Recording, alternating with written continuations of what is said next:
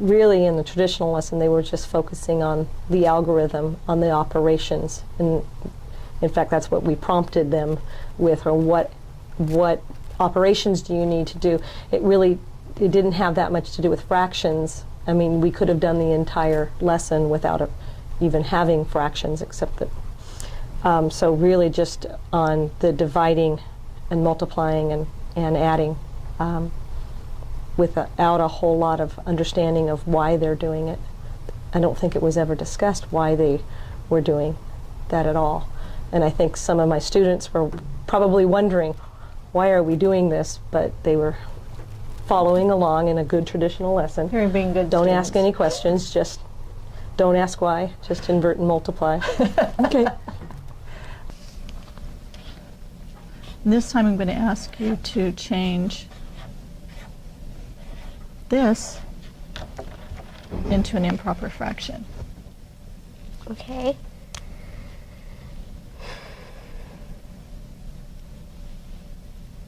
I did this before, but I don't exactly remember it as well because I didn't figure it out for myself.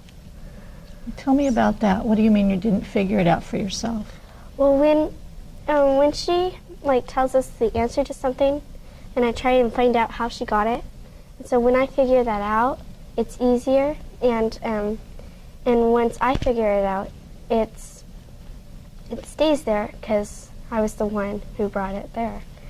So, and it's just easier to do when you figure it out yourself instead of having teachers telling you.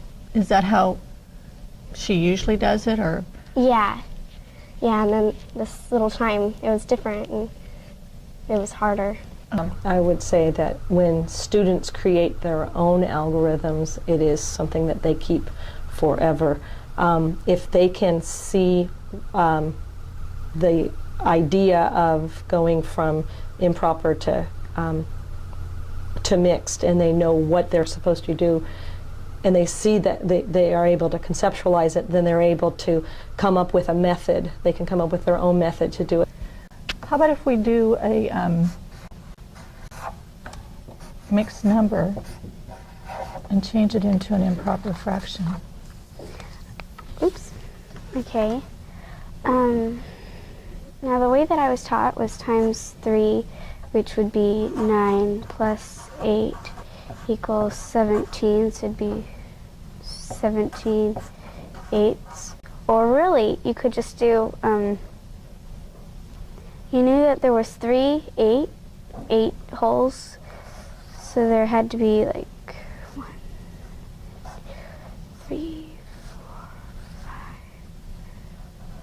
1, 2, 3, 4, 5, 6, 7, 8, and then there was 3 of these, so there had to be then there was 3 left, 3 of these, 1, 2, 3, and then there's 8 in each, and then there was 3 more.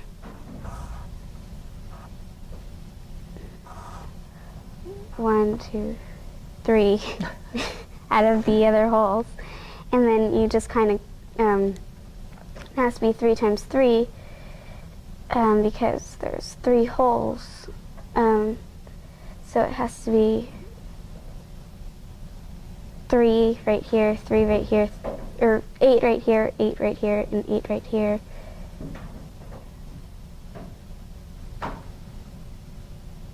Three, 8.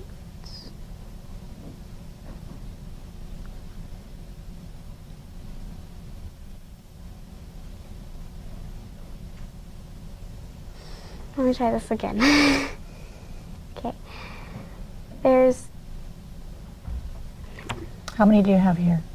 That's 8. And how many do you have here? 8. And how many do you have here? 8 and 3 left over. So how much is that altogether? 27. 27 what? Eighths. Okay. So you have 17 eighths here. Which one do you think is correct? I'd say this one. Why don't you write it down?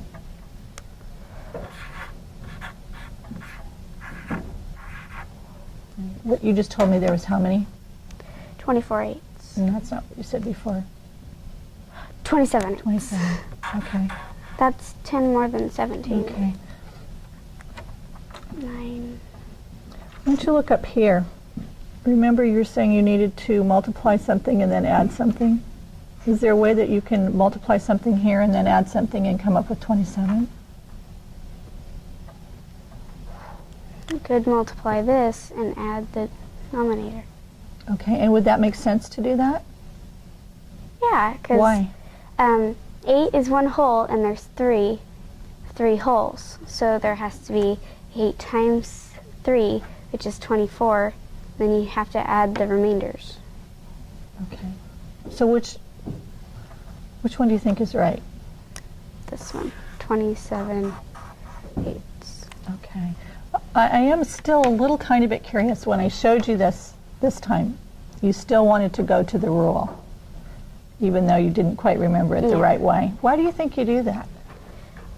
Well, because I was taught that first, So do you think and I kind of if you had your choice of which lesson you could have learned first, which one would you have liked to have learned first? this one, because I would have remembered how to do it the right way, the correct way. Okay. So you think this one gets in your way sometimes? Yeah. I see. All right.